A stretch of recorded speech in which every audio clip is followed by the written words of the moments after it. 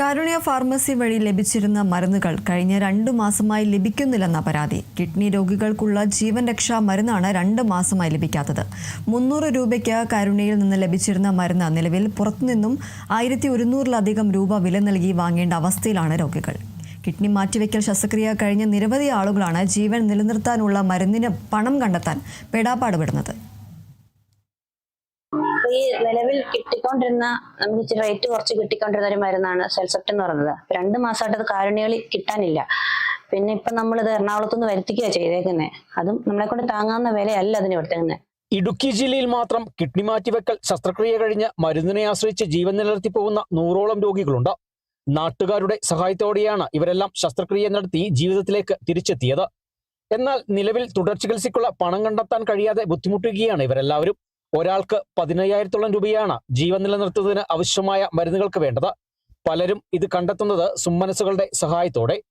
ഇവർക്ക് ഏറ്റവും ആശ്വാസകരമായിരുന്നത് കാരുണ്യ ഫാർമസി വഴി ഈ മരുന്നുകൾ വില കുറച്ച് ലഭിച്ചിരുന്നതാണ്.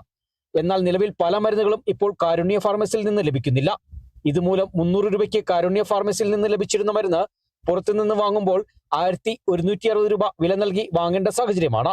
എന്നെപ്പോലെ ഒരുപാട് രോഗികളുണ്ട് ഇതുപോലെ കഴിക്കാനുള്ള മരുന്നുകൾ വരാതായിട്ട്, കാരുണ്യ വരാതായിട്ട് 2 മാസത്തോളമായി. അപ്പം ഇതിനുവേണ്ടി എന്തെങ്കിലും ഒരു നടപടി ഗവൺമെന്റിന്റെ ഭാഗത്തുനിന്ന് ഉണ്ടാവണമെന്നാണ് ഞങ്ങളെപ്പോലുള്ള രോഗികൾക്ക് പറയാനുള്ളത്.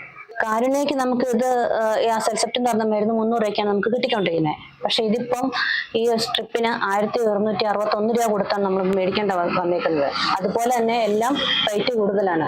ഇത് മാത്രമല്ല, ഇതിന് പിന്നാലെ ഒരുപാട് മരുന്നുകൾ എനിക്ക് കഴിക്കേണ്ടതുണ്ട്. എല്ലാം കൂടെ താങ്ങാൻ പറ്റത്തില്ല. ഇത്രയും വിലയ്ക്ക് നമ്മൾ ഈ 2 കൂട്ടം മരുന്ന് ഇത്രയും വിലയ്ക്ക് മേടിക്കുമ്പോൾ ബാക്കിയുള്ള മരുന്നുകൾ മേടിക്കാൻ ബുദ്ധിമുട്ടാണ്. കാരുണ്യ ഫാർമസി വഴി ജീവൻ രക്ഷാ മരുന്നുകൾ കൃത്യമായി ലഭിച്ചാൽ ആകെ വരുന്ന വിലയുടെ പകുതിയിൽ താഴെ മാത്രം കണ്ടെത്തിയാൽ മതി. എന്നാൽ നിലവിൽ മരുന്നുകളില്ലാതായതോടെ ഭീമമായ തുക കണ്ടെത്താനാകാതെ കൃത്യമായി മുടക്കമില്ലാതെ കഴിക്കേണ്ട മരുന്നുകൾ മുടങ്ങുന്ന സാഹചര്യമാണ്. സുമ്മനസ്സുകളുടെ സഹായം കൊണ്ട് ജീവിതത്തിലേക്ക് തിരിച്ചെത്തിയ തങ്ങൾക്ക് ഇനിയും ആളുകളോട് സഹായം അഭ്യർത്ഥിക്കാൻ കഴിയാത്ത സാഹചര്യമാണെന്നും മരുന്നുകൾ ലഭ്യമാക്കാൻ സർക്കാർ ഇടപെടൽ ഉണ്ടാകണമെന്നുമാണ് ഇവരുടെ ആവശ്യം. Bineesh Antony, Kerala vision news, Idukki.